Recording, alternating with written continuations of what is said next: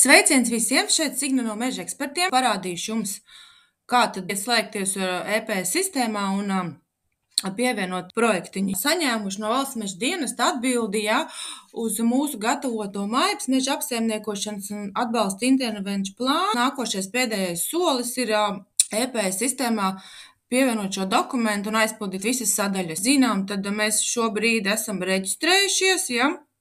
Reģistrēties mēs varam tikai un vienīgi ar e-parakstu vai e-parakstu mobili, bet šajā gadījumā, kad mēs vēlamies pieslēgties mēs varam arī ar internetbanku. Tātad pieslēdzamies ar internetbanku. Esam iekšā. Lūk, pirmais, kas mums ir jāmeklē, ir projektu un investīcijas, redzam. Tālāk pievienot jaunu projekta iesniegumu izvēlamies.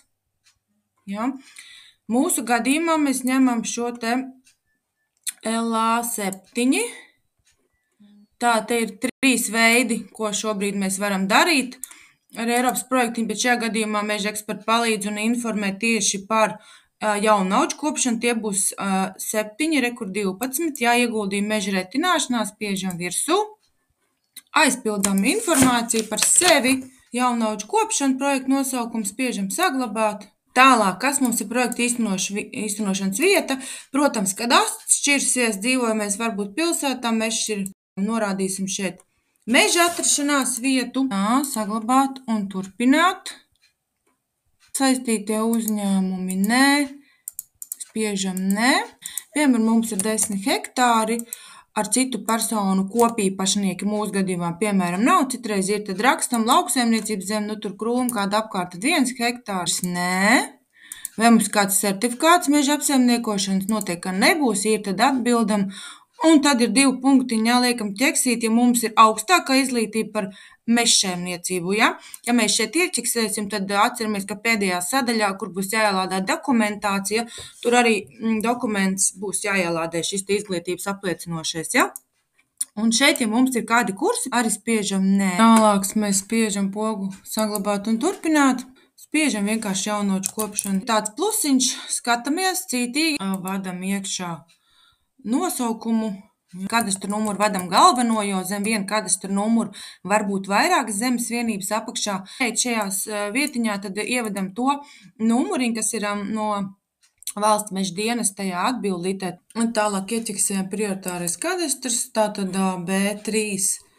Cik mums bija uz retināšanu nomaiņu 10 hektāru, un te ir ieaudzēšanā, tas ir uz līzu. Tur mums nav 0, spiežam saglabāt un turpināt.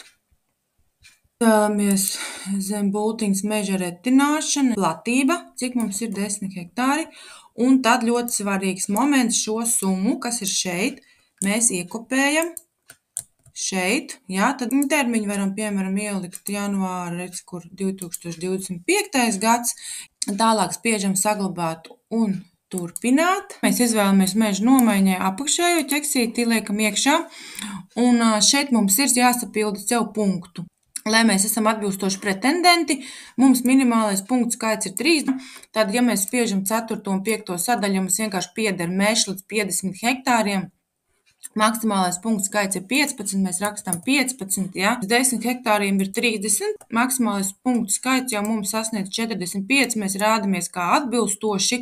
Protams, mēs vēl varam aizpildīt šeit, ja mums ir tā mežsaimnieciskā izglītība, mēs ievedam 15 punktus, un šeit ir, ja kādi kursi pilnveidas. Esam atbilstoši, spiežam saglabāt un turpināt. Un pēdējā sadaļa, te ir vienkārši jāuzspiež ielādēt, šis te MAIP, ko mēs gatavojām, spiežam ielādēt, izvēlamies, kur mums kāds tas failiņš ir, spiežam iekšā, augšu pielādēt, viņš saglabājās atpakaļ, un te viņš arī prasa citi dokumenti. Ja jūs atbildējāt, kad ir mežsaimnieciskā izglītība, tad tas dokumentiņš arī būs jāielādē šeit, šajā vietiņā. Tālāk spiežam pārbaudīt, vai viss ir korekti. Turpināt spiežam, Te ir viss tās sadaļas, viss kopā vienā vietiņā. Ja kaut kas ir jālabo, mēs te varam labot, bet ja viss ir korekti, tad mēs spiežam vienkārši podziņu, iesniegt lādi.